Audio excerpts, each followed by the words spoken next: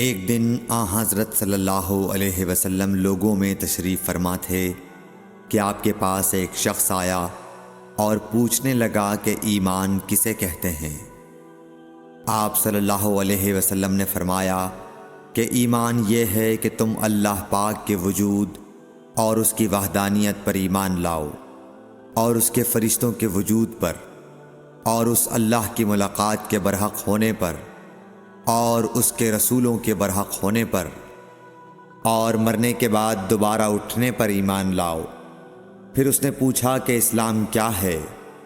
آپ صلی اللہ علیہ وسلم نے پھر جواب دیا کہ اسلام یہ ہے کہ تم خالص اللہ کی عبادت کرو اور اس کے ساتھ کسی کو شریک نہ بناؤ، اور نماز قائم کرو، اور زکوٰۃ فرض ادا کرو، اور رمضان کے روزے رکھو۔ پھر اس نے احسان کے متعلق پوچھا۔ آپ صلی اللہ علیہ وسلم نے فرمایا، احسان یہ ہے کہ تم اللہ کی عبادت اس طرح کرو گویا تم اسے دیکھ رہے ہو۔ اگر یہ درجہ نہ حاصل ہو تو پھر یہ تو سمجھو کہ وہ تم کو دیکھ رہا ہے۔ پھر اس نے پوچھا کہ قیامت کب آئے گی؟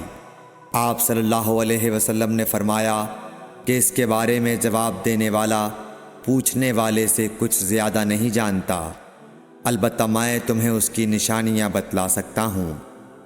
وہ یہ ہیں کہ جب لونڈی اپنے آقا کو جنے گی، اور جب سیاہ اونٹوں کے چرانے والے دیہاتی لوگ ترقی کرتے کرتے مکانات کی تعمیر میں ایک دوسرے سے بازی لے جانے کی کوشش کریں گے، یاد رکھو قیامت کا علم ان 5 چیزوں میں ہے جن کو اللہ کے سوا کوئی نہیں جانتا۔ پھر آپ صلی اللہ علیہ وسلم نے یہ آیت پڑھی کہ اللہ ہی کو قیامت کا علم ہے کہ وہ کب ہوگی۔ پھر وہ پوچھنے والا پیٹھ پھیر کر جانے لگا۔ آپ نے فرمایا کہ اسے واپس بلا کر لاؤ۔ لوگ دوڑ پڑے مگر وہ کہیں نظر نہیں آیا۔ آپ صلی اللہ علیہ وسلم نے فرمایا کہ یہ جبرائیل علیہ السلام تھے جو لوگوں کو ان کا دین سکھانے آئے تھے۔